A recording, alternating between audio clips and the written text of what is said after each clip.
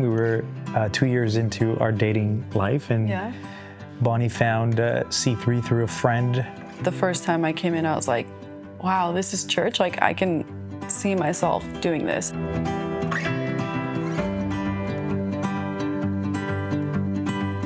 In the following Sundays is where I raised my hand at an altar call, and I said, I think this is what God has called me to.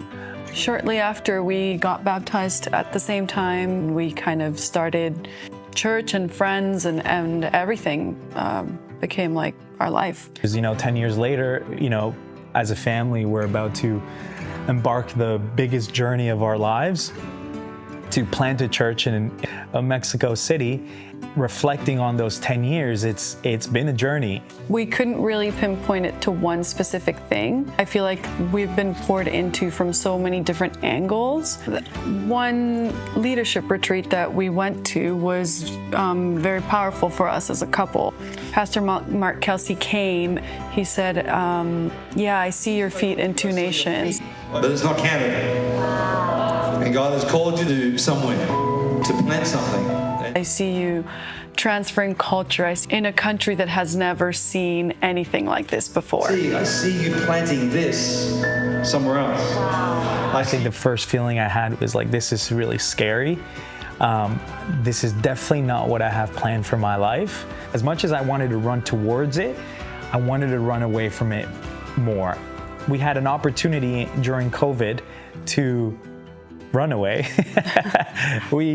And we took it. At this point, we had our daughter, and I remember internally as we were taking off and going to Mexico, this is my opportunity to forget about everything, to try to do something on my own strength, to try to start the dreams that I have.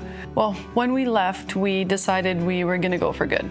And so we had sold everything, given up everything. And when we got pregnant with our second kid, we said, okay, let's go back, have our second kid, and then come back. So we came back to have Rio, and it was kind of when we realized, wow, what have we done? We were lost. Where's our future? Yeah. What's the vision that we have for our life?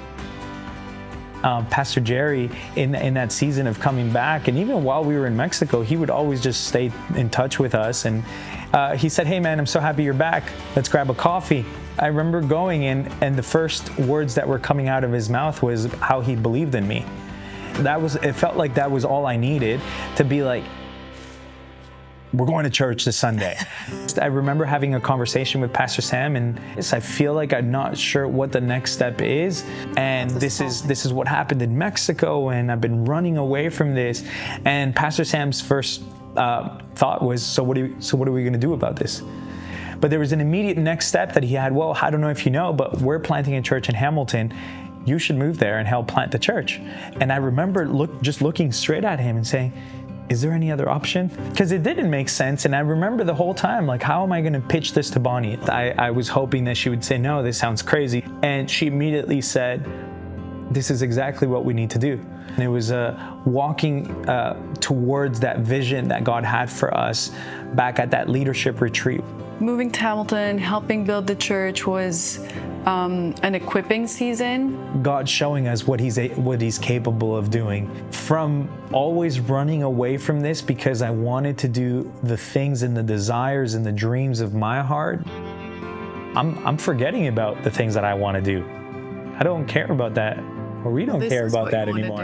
And well, yeah, it's beautiful. Even just in the journey of the 10 years, it's like I don't think we've ever felt more confident in who we are. We talk about this day and night. We're so excited to like bring this kingdom perspective in a city like Mexico City. There is a freedom that people in Latin America need. And that freedom will only come through a relationship with Jesus. And we're going to see a revival in Mexico and all of Latin America from people just experiencing his freedom.